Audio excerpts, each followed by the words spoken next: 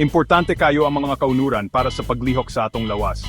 Kini makatabang nato sa paglakaw, pagdagan, pag-alsa, ug pagbuhat sa naggalain-laing buluhaton. Kon maghuna-huna tabahin sa kaunuran, kasagaran mahuna-huna nato ang kusgan ug lig-on nga mga atleta. Apan, ang mga kaunuran importante sa atong inadlaw-adlaw nga kinabuhi, bisan sa simpleng mga buhat sama sa pagtindog o paglingkod. Ang pagsabot kon gyud sa paglihok ang mga kaunuran makatabang nato, nga mapasalamatan ang ilang kamahinungdanon ug makatuon kon unsaon kini pagatiman. Ang pagtubo sa kaunuran, nailhan usab nga hypertrophy, usa ka makapainteres nga proseso nga nagkinahanglan og dagang mga butang. Nagsugod kini sa pag-activate sa kaunuran, diin ang mga signal gikan sa atong utok, mosulti sa atong kaunuran nga mokontrata ug maglihok. Kung mag-ehersisyo kita, labi na kung magalsa kita og bugat, makamugna kita og may nga mga gisi sa atong mga fiber sa kaunuran. Kini nga mga gisi mao ang sinugdanan sa pagtubo. Kini nga mikroskopikon nga kadawat daw makaalarma, apan kini usa ka importante nga bahin sa pagtubo sa kaunuran. Ang kadawat mao ang hinungdan nga magpasiyugda sa pagayo. Ang atong lawas motubag niini nga mga gisi pinaagi sa pagayo niini, nga maghimo sa mga fiber sa kaunuran nga mas ligon ug mas baga kaysa kaniadto.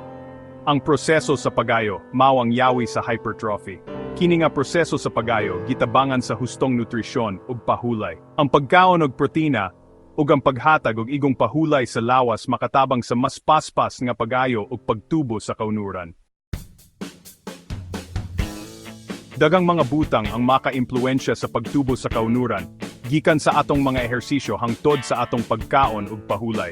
Ang uban mas klaro kaysa sa uban, apan tanan kini adunay papel.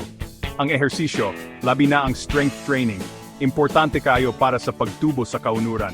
Kini naghatag og stimulus nga nagkinahanglan sa atong lawas nga mag-ayo ug magpatubo og bagong tissue. Ingon usab ka importante ang atong pagkaon, tungod kay ang atong mga kaunuran nagkinahanglan og igong protina aron maayo ug motubo. Ang pagkaon sa mga pagkaon nga puno sa nutrients makatabang usab sa paghatag og enerhiya alang sa mga ehersisyo. Ang pahulay, labi na ang pagkatulog, mao ang panahon nga labing epektibo nga giayo sa atong lawas ang tissue sa kaunuran. Ang pagkatulog og igo makatabang sa pagpaayo sa atong performance ug paglikay sa injury.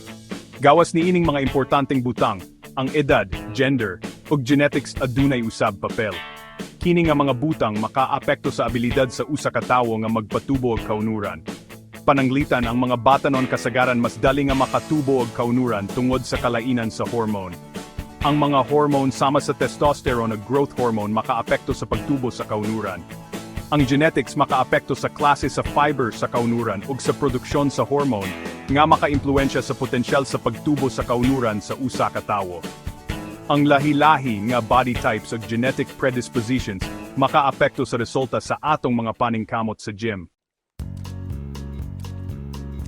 Ang pagmentinar sa himsog nga kaunuran importante para sa kinatibukang kaayohan. Kini naghatag og kusog, kaligon, ug makatabang sa paglikay sa mga kadaot. Pinagi sa pagsabot kon gyud sa paglihok ug pagtubo ang mga kaunuran, mahimo natong mapaayo ang atong mga rutina sa fitness ug mga estilo sa kinabuhi aron masuportahan ang panglawas sa kaunuran. Ang pagtuon bahin sa mga proseso sa hypertrophy ug pag-ayo sa kaunuran, makatabang sa pag-optimize sa atong mga ehersisyo. Ang makanunayon nga strength training, usa ka balanseng pagkaon nga puno sa protina, ug igong pahulay mao ang mga sukaranan sa pagtubo ug pagmentinar sa kaunuran. Ang protina importante alang sa pag-ayo sa kaunuran, samtang ang pahulay naghatag og higayon sa lawas nga mag-recover. Hinumdumi nga paminawon ang imong lawas, anam-anam nga dugangan ang kakusog sa ehersisyo, ug konsultaha ang mga profesional sa panglawas para sa personal nga giya. Ang pag-monitor sa imong progreso ug pag-adjust sa imong mga rutina, makatabang sa paglikay sa overtraining. Pinaagi sa pagbuhat niini nga mga pamaagi, masuportahan nimo ang talagsaon nga abilidad sa imong kaunuran nga mo-adapt, motubo, ug magpadayon sa paglihok nimo sa kinabuhi. Ang pagmentinar sa aktibong estilo sa kinabuhi, maghatag og dugang nga benepisyo sa imong kinatibukang panglawas.